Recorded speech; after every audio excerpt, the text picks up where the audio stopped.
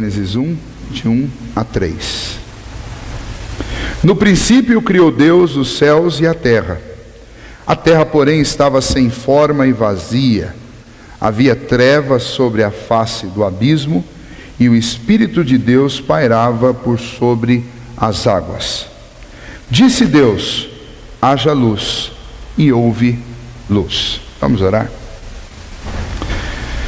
Senhor nosso Deus, nós te agradecemos, Pai, pela oportunidade de estarmos juntos em Tua casa. Obrigado, Deus, por podermos estudar a Tua palavra. Obrigado, Deus, por essa grande enciclopédia, Deus, cósmica, sobre a história, Deus, nossa, a história de tudo que o Senhor tem feito ao longo dos séculos e dos milênios, ó Deus.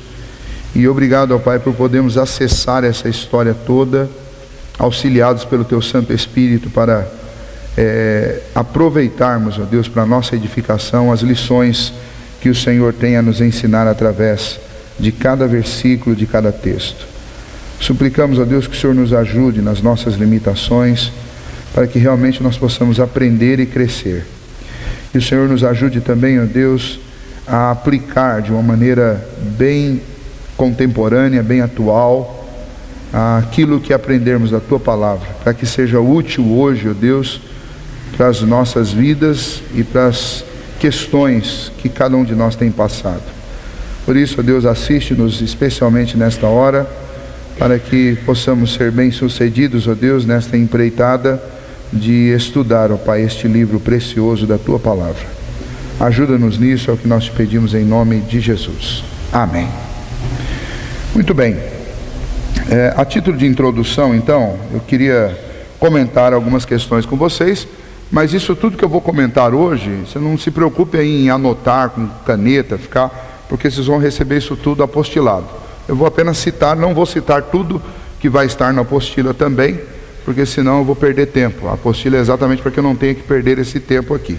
Mas hoje, como a gente está apenas ensaiando começar o estudo, então eu vou citar algumas questões só para a gente se ambientar um pouco. E eu gostaria de usar esses 3 primeiros versículos para mostrar para vocês uma outra visão de Gênesis, por enquanto. Nós vamos usar Gênesis hoje, especialmente para enxergar a obra de Cristo, a obra redentora de Cristo, de uma maneira bem completa. Ela já aparece aqui nos 3 primeiros versículos da Bíblia.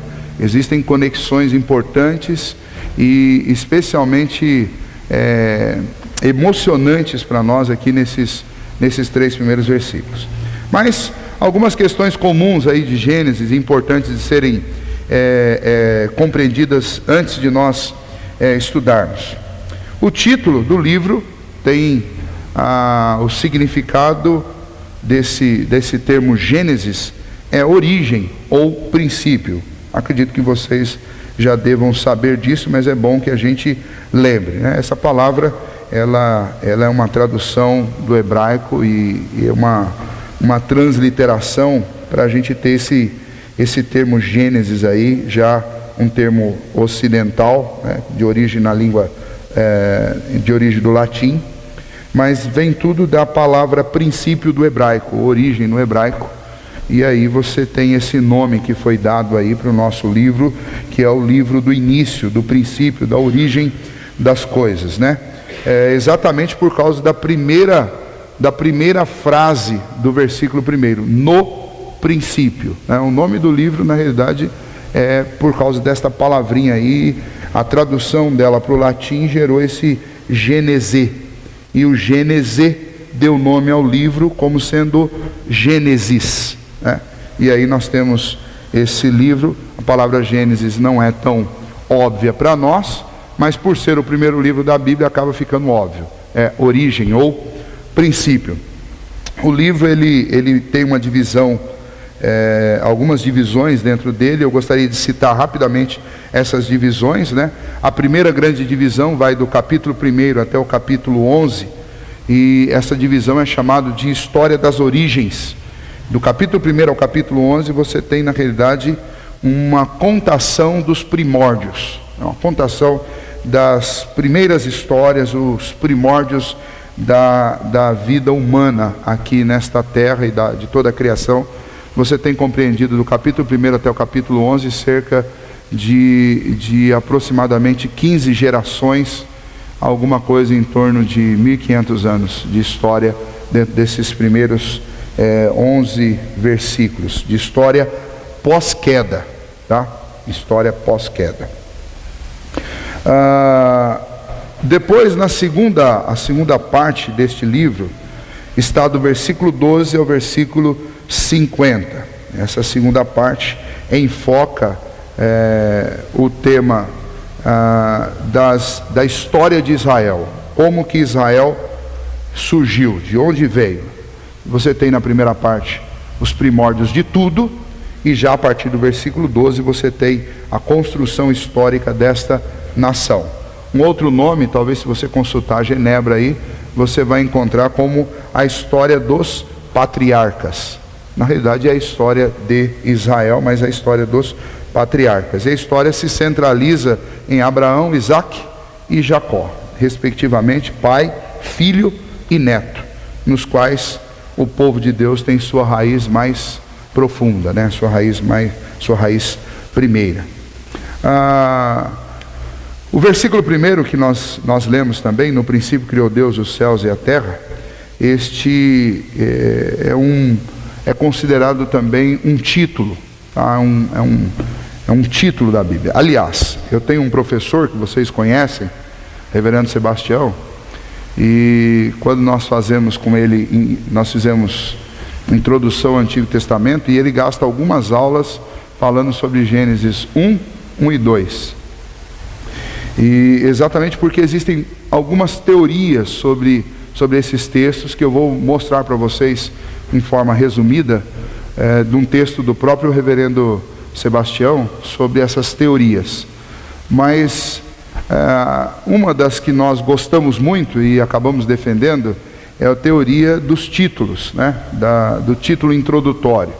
Então, muitos comentaristas defendem que os 2 primeiros versículos de Gênesis 1 são títulos, baseado no seguinte: veja só, quando você lê Gênesis 1, está lá, no princípio criou Deus o céu e a terra. Este céu aí não é firmamento, tá? O firmamento você vê nos dias da criação, o firmamento vai ser criado, o sol, as estrelas, todas as galáxias, isso está na criação durante a semana. O versículo 1 ele não está descrevendo a criação na semana da criação. O versículo 1 ele é uma introdução, e nessa introdução é muito interessante, porque Deus introduz, através de Moisés, nesse primeiro livro da Bíblia, ele introduz 2 histórias. No princípio criou Deus o céu e a terra. E exatamente o versículo 2 começa da seguinte maneira: e a terra estava sem forma e vazia. Basicamente assim, imagine que este título do primeiro versículo introduz a história terrestre e a história celestial. Mas como esse livro está sendo escrito para homens, o foco de interesse não é a história celestial, mas é a história terrestre. Então, a partir do versículo 2 você já tem uma contação da história terrena, ok? Então, o versículo 1 seria o título para 2 histórias, para 2 livros. Um livro celeste, que a gente não sabe se existe ou não, e para um livro terreno, que é da história nossa. Logo, se esse título serve para os 2, o segundo versículo é o título da história terrena, para poder começar a história lá no versículo 3. E aí o segundo versículo diz o quê? O segundo versículo diz assim, né? E a terra estava sem forma e vazia. Isso também é muito interessante, porque quando nós buscamos a tradução literal de como isso aparece lá no hebraico, a tradução literal é um pouquinho mais drástica do que essa daí. A tradução literal dessa primeira frase do versículo 2 é a seguinte: e a terra estava em caos, e o Espírito de Deus pairava sobre a face da terra. Vamos ler lá como está no nosso texto. A terra, porém, estava sem forma e vazia. o termo literal aqui é em caos. Havia trevas sobre a face do abismo e o Espírito de Deus pairava sobre as águas. Então já é mais difícil trabalhar com essa teoria dos títulos aqui, embora ela continue valendo. E essa teoria diz que, na realidade, este versículo 2, ele descreve a realidade de toda a história humana. Toda a história humana. Esta terra que foi criada com brilhantismo, com criatividade, com bondade, com justiça, de uma maneira perfeita por Deus, por causa da queda de Satanás e depois pela queda do homem, se tornou uma terra em ruínas. O caos se estabeleceu. Toda a vida aqui foi manchada, foi maculada, foi posta em desordem pela ação do pecado produzido por anjos e homens. Mas tudo isso não perdeu o controle. Tudo isso não ficou fora do controle, porque o Espírito de Deus está sobre todas estas coisas. Ele governa sobre todas essas coisas. Ele tem autoridade sobre todas essas coisas. Então, a ideia é que este versículo 2 seria um título de toda a história que vai ser contada, a partir do versículo 3 até o último versículo de Apocalipse. Existe sustentação para essa ideia, existe quem defenda. Agora, teorias à parte, este versículo tem informações tanto resumidas sobre toda a nossa história, quanto também este versículo tem informações que podem ser muito bem as seguintes: que na história celeste, que nós não recebemos a contação dela, houve um problema, nada fora do governo de Deus, alguma coisa escrita e determinada por Deus. O problema foi que Satanás se rebelou, Lúcifer se rebelou contra Deus, e por causa disso ele e 1/3 das milícias celestiais foram condenadas e expulsas. Satanás foi lançado aqui.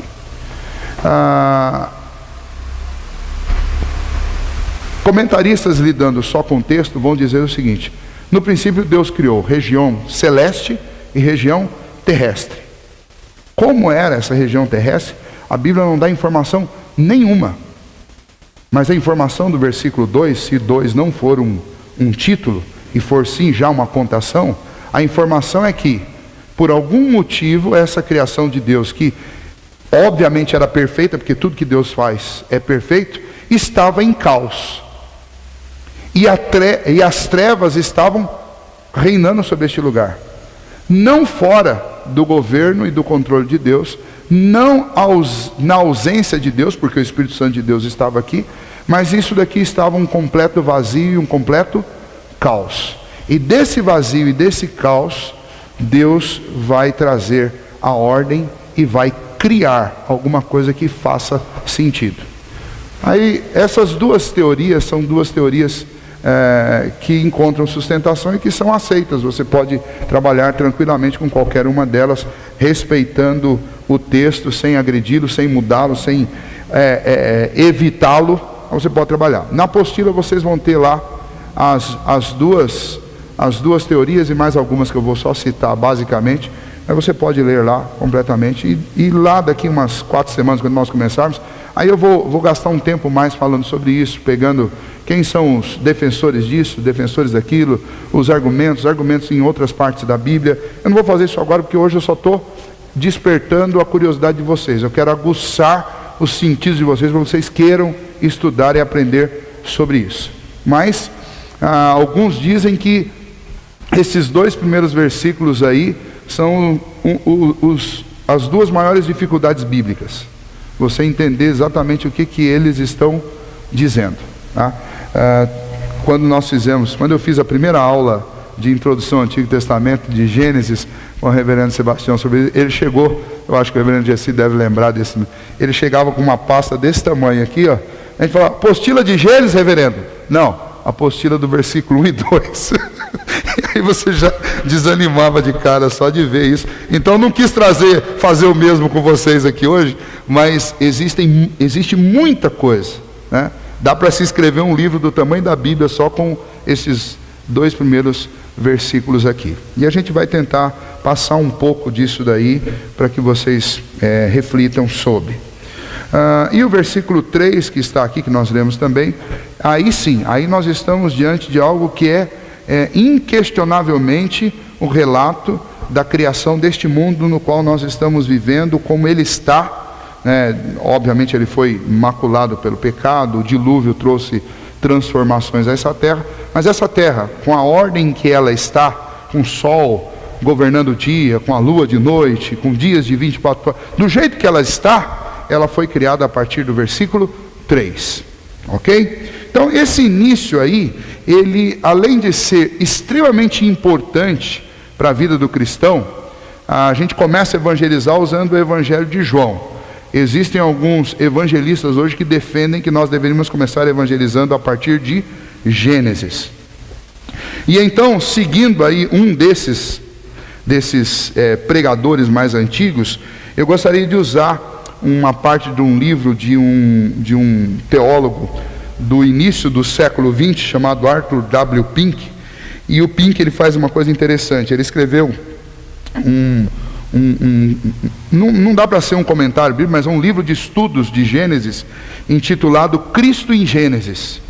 E ele começa a partir, desde o versículo 1, mostrando que Cristo é a chave para se entender Gênesis, e Cristo está amplamente anunciado já a partir de Gênesis 1, 2 e 3.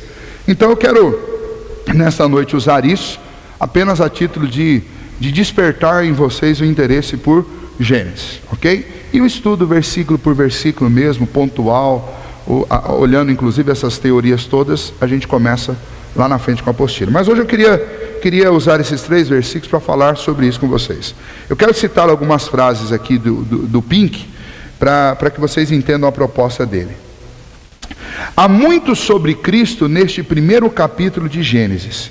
Se somente tivermos olhos para ver, e é a típica inferência prática que se deve fazer de Gênesis 1, nós encontraremos a relação a Cristo e a sua obra amplamente divulgada nos primeiros versos deste livro. Cristo é a chave que abre as portas de ouro do templo da verdade divina. Examinai as Escrituras, é a ordem do Senhor na sua palavra, pois são elas que testificam de mim. Vejam só, se Jesus disse, examinai as Escrituras, porque são elas que testificam de mim, não há parte nas Escrituras que não sejam boas para encontrar testemunhos a respeito do próprio Deus e a respeito do seu Filho Jesus. E novamente, ele declara também, no rolo do livro está escrito de mim. Obrigado, Antônio. Está escrito de mim. Em cada seção escrita da palavra de Deus, a palavra pessoal de Cristo está encarnada em cada verso e em cada texto, tanto em Gênesis como em Mateus. Agora, o que nós vamos ver e trabalhar é exatamente a confirmação dessa tese. Há um plano de ação simbolicamente apresentado aqui nos primeiros versículos de Gênesis a respeito da redenção. Nas afirmações iniciais deste capítulo, descobriremos em símbolo a grande necessidade de uma redenção. No início, Deus criou os céus e a terra. Isso nos leva de volta à criação primeira, a qual, como tudo que vem da mão de Deus, deve ter sido absolutamente perfeita, maravilhosa e gloriosa. Assim também foi a condição original do homem, feito à imagem do seu Criador, enriquecido com o sopro do Senhor. Ele foi declarado como muito bom. Então veja, o primeiro traço de Deus na criação é exatamente o fato de que Ele fez. É a ideia dele, tudo veio da mente extraordinária de Deus, e tudo que Ele pensou, Ele fez por causa da sua onipotência, e tudo que Ele fez muito bom, por causa da sua excelência e por causa da sua bondade. Criação perfeita, criação gloriosa, criação maravilhosa. Mas as palavras seguintes, que são as palavras que aparecem no versículo 2, mostram um quadro muito diferente do versículo 1. Se no versículo 1 você tem um Deus absoluto, criando e fazendo tudo de acordo com a sua vontade, pelo poder da sua palavra, no versículo 2 você encontra já essa terra em caos. A terra era sem forma e vazia, a terra se tornou em caos. Entre os dois primeiros versos de Gênesis 1, há uma terrível calamidade. Uma calamidade que põe em desordem tudo aquilo que Deus tinha feito de forma perfeita. Então, a mensagem do Evangelho anunciada já aqui em Gênesis 1 é que Deus fez tudo perfeito, mas uma grande calamidade pôs a obra perfeita de Deus em desordem. Nós conhecemos, por aquilo que nós já sabemos sobre as Escrituras, que essa grande calamidade é exatamente o pecado. E no versículo 2, quando aparece o que permeia toda a terra, que são as trevas, obviamente nós já temos uma declaração muito mais clara a respeito do que colocou toda esta terra em calamidade, toda essa criação em calamidade.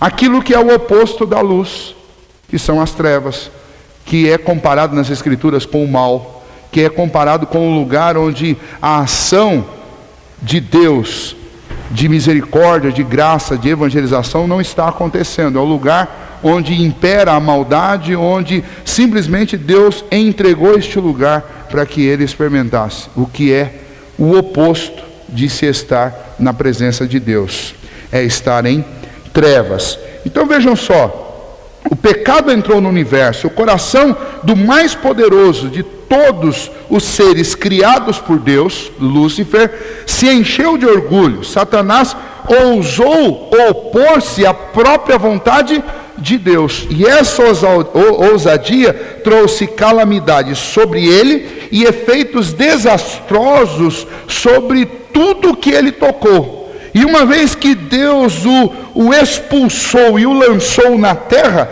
aquela criação de Deus inicial, que nós não temos descrição alguma, a não ser a ideia de que ela existia, porque aquela terra estava em caos, foi posta em caos, esta que tinha sido criada por Deus, essa criação terrena, ela foi posta em caos. A única inferência que nós temos é que o que causou o caos nela foi exatamente a queda de Satanás. E então nós vamos para os efeitos desta queda e deste pecado pôs o mundo em ruínas. O autor de Eclesiastes, ele fala muito sobre isso. Salomão sempre descreve este mundo como sendo um mundo em ruínas. E o que existe em comum entre o mundo que nós vivemos hoje, o mundo dos dias de Salomão, e o mundo depois que nossos pais cederam à tentação do diabo? O que existe em comum? Existe em comum que este mundo é um mundo em pecado, é um mundo em queda. E a única diferença e o único lugar nas Escrituras que nós encontramos um mundo diferente é exatamente antes da ação de Satanás aos nossos pais lá no Éden. E o mundo de Gênesis 1:1. No princípio criou Deus os céus e a terra. Não há uma declaração de que essa terra estava em causa ali, no versículo 2. Então a ideia é que há um lapso de temporal entre o versículo 1 e o versículo 2, e nesse período que não é contado sobre o versículo 1 e o versículo 2, Satanás foi lançado na terra. Veja, os efeitos do seu pecado, do mesmo modo, atingiram muito mais do que a si mesmo. As gerações de uma humanidade ainda por nascer foi amaldiçoada com consequência dos seus primeiros pais. Havia trevas sobre a face do abismo. Trevas são o oposto da luz. Deus é luz. Trevas são o emblema de Satanás. Essas palavras descrevem bem a condição natural da nossa raça caída hoje. Por isso também aqueles que defendem a teoria dos títulos têm uma boa sustentação, uma vez que o texto está anunciando também aquilo que havia de acontecer sobre os nossos primeiros pais e sobre toda a raça. No trabalho dos 4 primeiros dias, que vem a partir do versículo 3, entretanto, nós encontramos um quadro de redenção.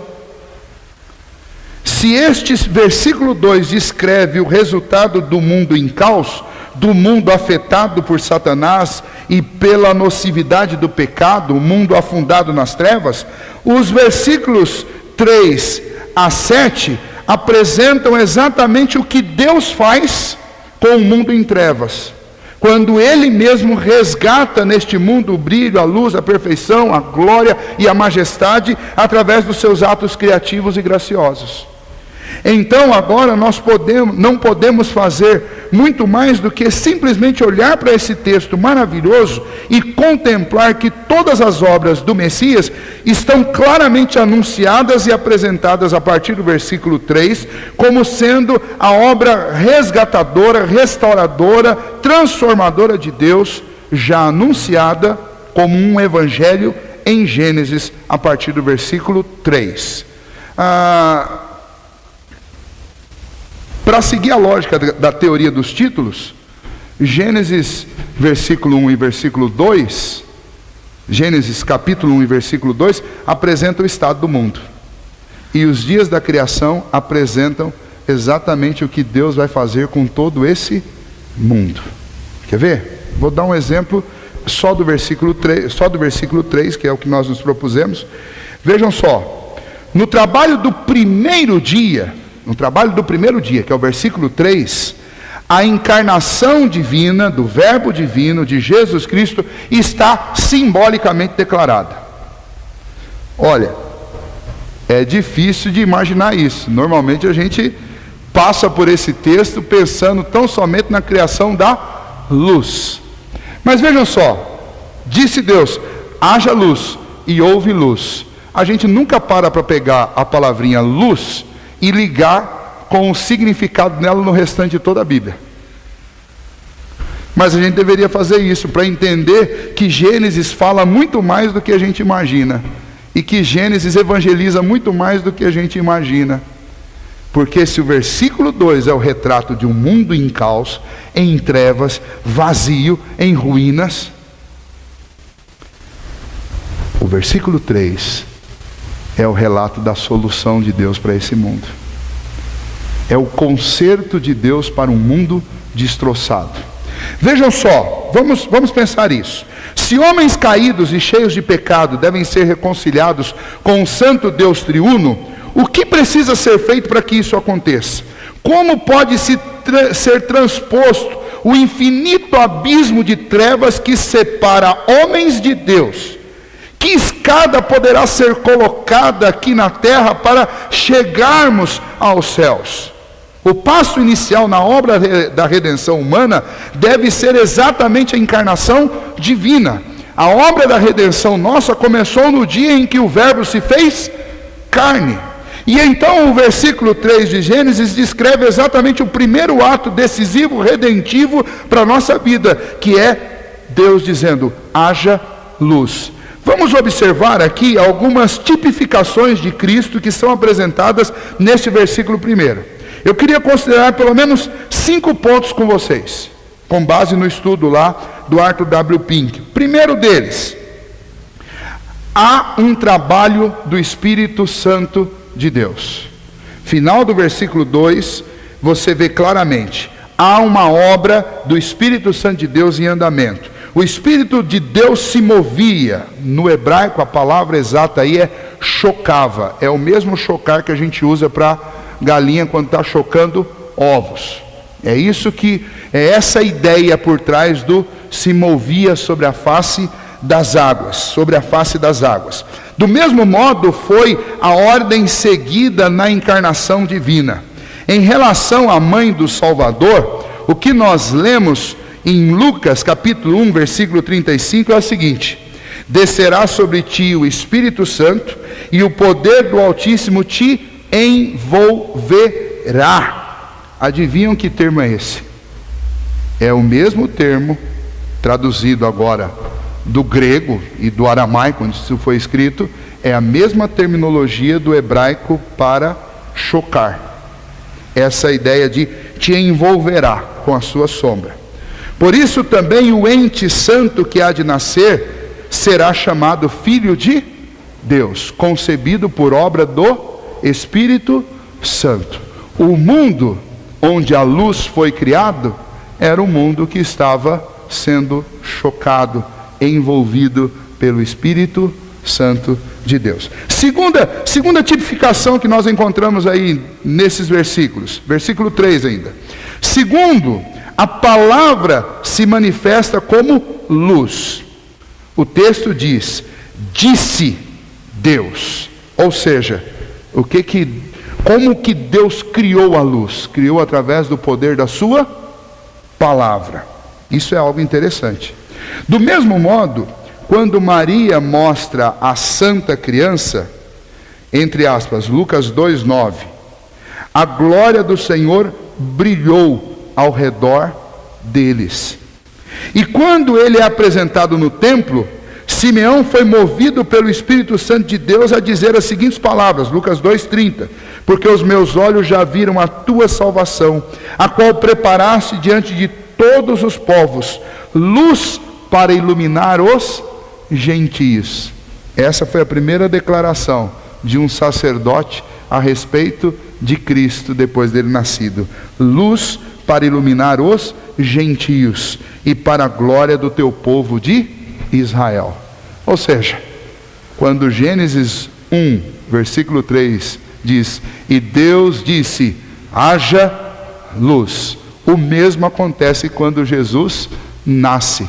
Dizem a respeito dele quem ele é? Ele é a luz.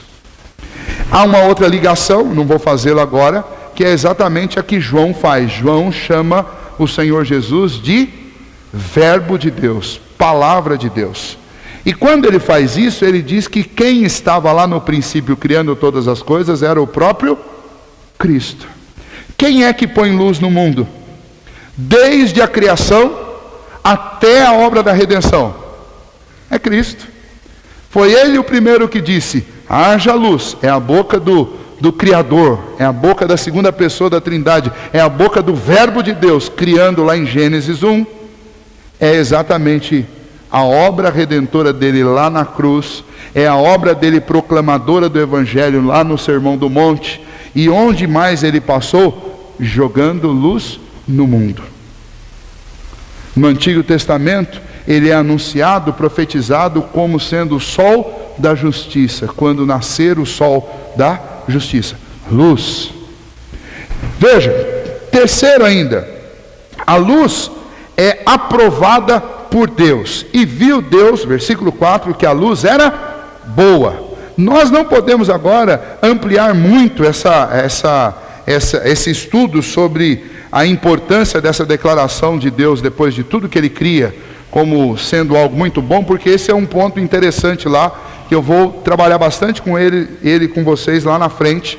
Então não vou falar muito sobre isso aqui, mas aqui, especialmente para citar essa ligação, eu preciso usar um pouquinho disso, já adiantando. A palavra boa aí é a mesma palavra de formosa. Deus estava admirando Cristo, o Criador, depois de cada obra que ele realizava, em cada dia, ele contemplava e aquilo satisfazia o coração dele. Ele sentia, ele se comprazia, ele sentia prazer naquilo que ele estava fazendo. Isso é muito interessante, porque quando nós olhamos para Jesus, é exatamente isso que nós encontramos de declaração do próprio Deus a respeito do seu Filho. Mas antes ainda, em Eclesiastes 3:11, Salomão diz assim: tudo fez Deus formoso no seu devido tempo. Deus viu que a luz era boa, formosa. Como é óbvia esta aplicação ao próprio Senhor Jesus, porque no dia do batizado de Jesus, aquela voz lá do céu, a voz de Deus disse o quê? Este é o meu Filho amado, em quem eu me comprazo. É a mesma voz de Gênesis dizendo, e viu Deus que era bom. A luz nasceu entre os homens na encarnação de Cristo, e isso trouxe prazer ao coração de Deus, e isso foi muito bom, e isso foi formoso. Os profetas também, especialmente Isaías, vão falar sobre o fato de que ele não tinha em si mesmo formosura alguma, mas a sua obra é maravilhosa. é muito boa, é formosa. Ok? Em quarto ainda, uma quarta aplicação, a luz foi separada das trevas. Versículo 4: e Deus fez separação entre a luz e as trevas, como o Espírito Santo é vigilante ao proteger todos os tipos de Cristo. A luz é um tipo de Cristo? É. Então a luz tem que estar absolutamente separada das trevas. E esse é um tema de toda a Bíblia. É um tema do Antigo Testamento e é um tema do Novo Testamento. Por quê? Porque quando Cristo veio, Ele veio para ser a luz. E qual era exatamente a primeira diferença notória entre Cristo e os outros sacerdotes? É que nele não havia pecado. E tudo que apontava para Ele devia também estar absolutamente distinto, separado das trevas. Então, Deus fez o quê? Deus lá na criação fez separação entre luz e trevas, para exatamente essa luz continuar sendo um tipo bom, um tipo excelente, um tipo absolutamente eficaz de Cristo. E depois da morte e ressurreição de Cristo, a luz continua sendo um tipo de Cristo.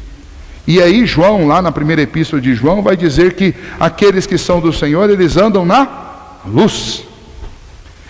E falam sobre Cristo, porque em Cristo não há treva nenhuma. E aqueles que são de Cristo devem buscar as obras da luz e não das trevas. Paulo vai falar sobre isso. Paulo fala assim, já é hora de vos despertardes, de vos despertardes do sono, de deixar as práticas das trevas e vos revestires das obras da luz. Ou seja, esse é um tema bem repetitivo em todo o Novo Testamento. Hebreus capítulo 7, versículo 26 diz assim: com efeito nos convinha um sumo sacerdote como este, santo, inculpável, sem mácula, separado dos pecadores. Essa é a descrição de Jesus.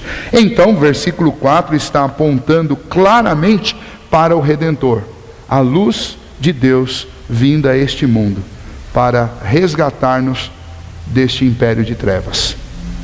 O quinto ponto que eu quero citar ainda, de apontamento de Cristo aqui em Gênesis, versículos de 1 a 3, o quinto é que a luz foi chamada por Deus. Veja só, chamou Deus a luz dia. Portanto, a luz também estava com ele, que é a luz do mundo. Não foi permitido a José e a Maria escolherem o nome da criança. Quem escolheu o nome foi o mesmo que escolheu o nome da luz. Ele chamou de dia. O mesmo também é o que escolhe o nome de Cristo. Não é nem José e nem Maria, mas o nome foi anunciado pelo anjo, e ele vai ser o Cristo. O nome dele foi dado por Deus. O nome do tipo foi dado por Deus, e o nome do antitipo, que é Cristo, também foi dado por Deus. No Antigo Testamento, o profeta havia declarado: ouvi-me, terras do mar, e vós, povos de longe, escutai. O Senhor me chamou desde o meu nascimento, desde o ventre de minha mãe, fez menção do meu nome. Está lá em Isaías 49:1. E para o cumprimento desta profecia, enquanto ainda no ventre de sua mãe, um anjo é mandado por Deus a José, dizendo: ela dará à luz a um filho e lhe porás o nome de Jesus. Mateus 1, versículo 21. Então, Gênesis é isso. Gênesis é um livro de apontamento. Tudo que você encontra em Gênesis está apontando para algum lugar. E adivinha que lugar é esse? É Cristo. E não só Gênesis, mas a Bíblia inteira, ela aponta para Cristo. É um livro que dá testemunho do Senhor.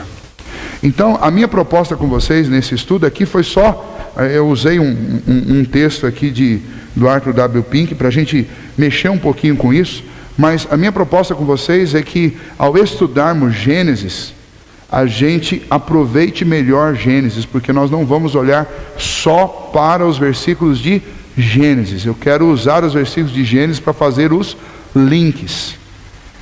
E isso vai ser muito bom para nós, porque na hora de evangelizarmos, nós precisamos muito do conteúdo de Gênesis. E fazer esse link mostra o governo de Deus, mostra que a Bíblia não é um livro comum, mas é um livro que foi cuidadosamente elaborado pelo próprio Deus. E se as pessoas começarem a ler a Bíblia dessa maneira, como eu quero propor para vocês, fazendo estes links, muda a nossa maneira de aproveitar o conteúdo das Escrituras. É interessante quando nós começamos na escola dominical, acho que todos vocês que passaram por isso, crianças, antigamente isso era maior. A Bíblia revista e corrigida, por exemplo, ela aqui embaixo, nessa linha aqui de chaves bíblicas, ela tinha muito mais do que essas Bíblias comuns nossas. E eu lembro que uma das primeiras coisas que as professoras da escola dominical ensinavam era você observar as citações aqui embaixo, as referências, para você fazer esses links, né? Nós não damos hoje em dia, nós não damos muita bola para isso. Até porque nós estamos muito viciados em Bíblias como a Bíblia de Genebra. A Bíblia de Genebra ela é muito boa, só que ela acaba atrofiando essa busca nossa. E limita muito, porque você vai ali e você já faz a leitura, que o comentarista ele está escolhendo um item das centenas e talvez até milhares de conexões que o texto tem com o resto da Bíblia. Ele está escolhendo um, fazendo um comentário. O que a gente faz? Lê o versículo, vai lá, lê aquele comentário e não se interessa. Mas na Bíblia de Genebra, que é também um livro muito bom, muito bem preparado, você tem na coluna do meio aqui uma série de referências. É muito mais valioso você seguir essas referências e fazer as leituras dos textos correlatos do que você ficar simplesmente no comentário dos autores aí. A melhor ferramenta para estudar a Bíblia ainda continua sendo uma chave bíblica.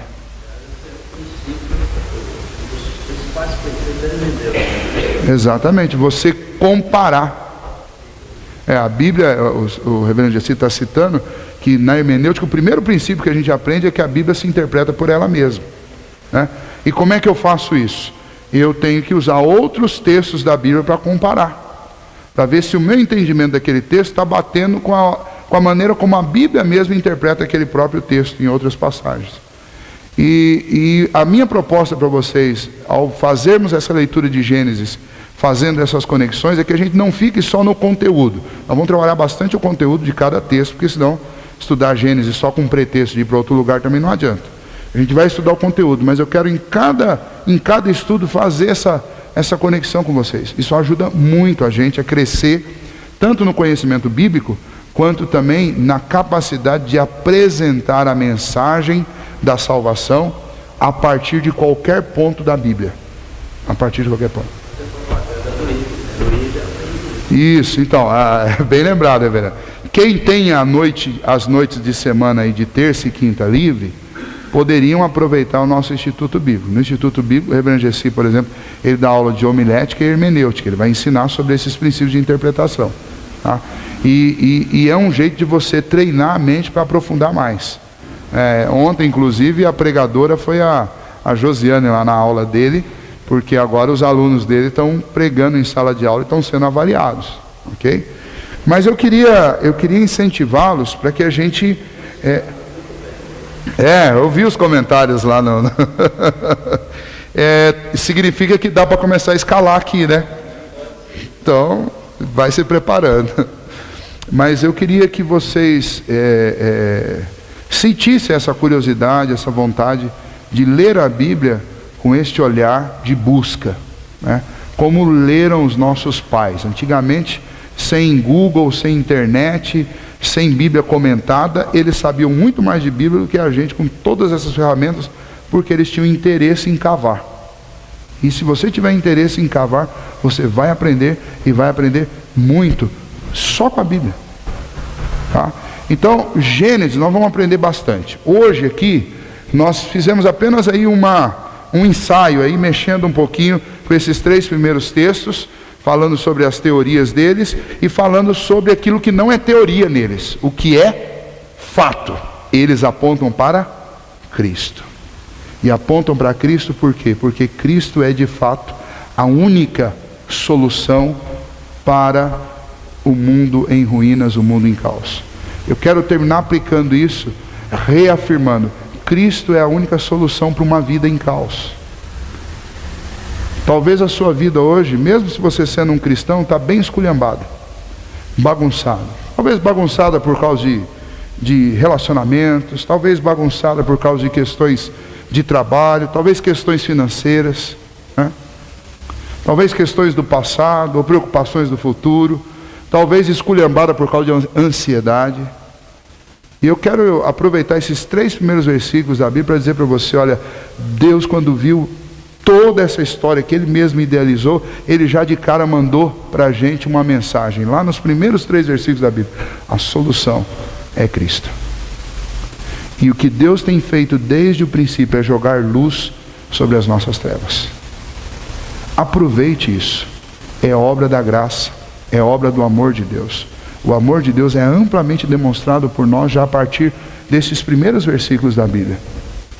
Porque o que Ele quer realmente fazer com a minha vida e com a sua vida é tirar a nossa vida das trevas e trazer para a sua maravilhosa luz. Eu sei que dizer isso para cristãos é algo quase que redundante, mas os próprios exemplos da Bíblia mostram que muitas vezes os próprios patriarcas viveram momentos de declínio na sua vida em que as coisas se bagunçaram. Se você lembrar de Abraão, por exemplo, algumas vezes na vida de Abraão as coisas ficaram tão bagunçadas ao ponto que ele mesmo chega até a falar que a sua esposa é sua irmã. As coisas saíram fora de ordem, né? E para isso, qual que é a resposta? A resposta é sempre Cristo. Então, a minha aplicação para vocês nessa noite: sua vida está fora de ordem? A luz que vai te ajudar a organizar sua vida novamente é Cristo. Busque a Ele, ore, fale, aproveite-se desse amor de Deus amplamente derramado sobre a sua vida. E eu tenho certeza absoluta que do mesmo jeito que Deus pôs ordem no caos, lá do versículo 2 de Gênesis, Deus também põe ordem na nossa vida. Fala, reverendo.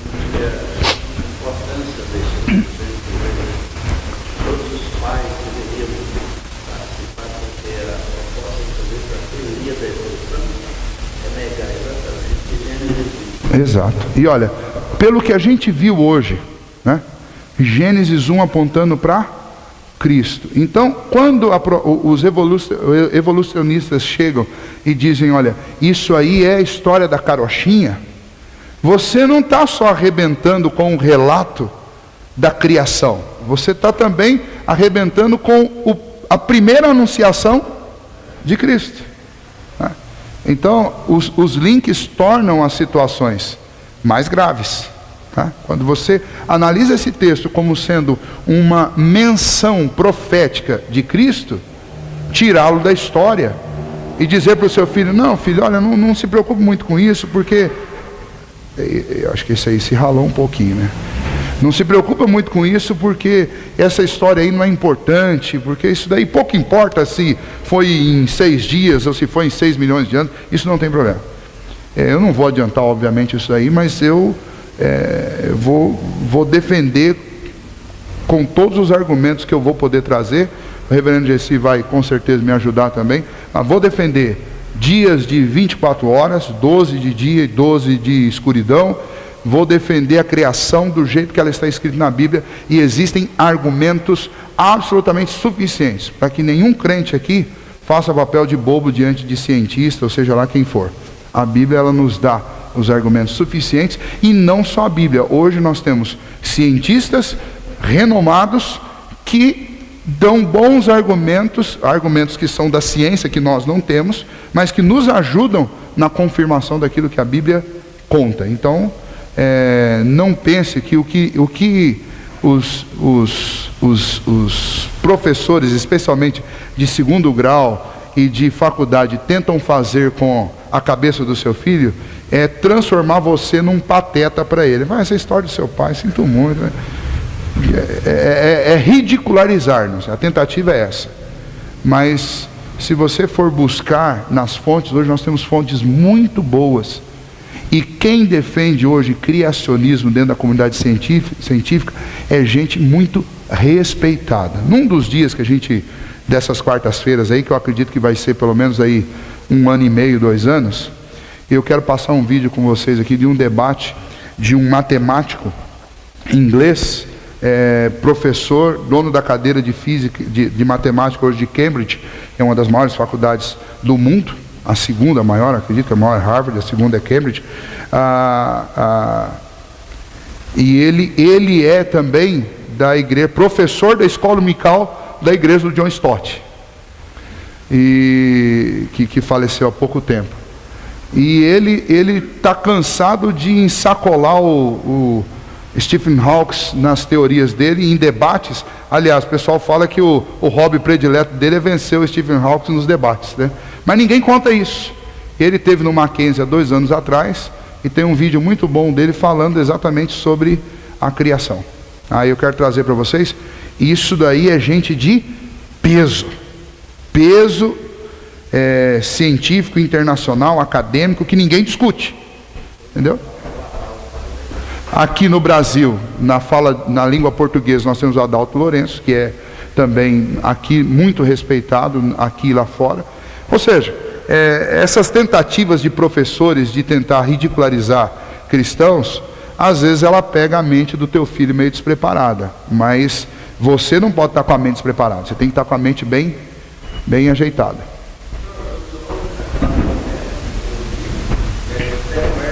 Uhum.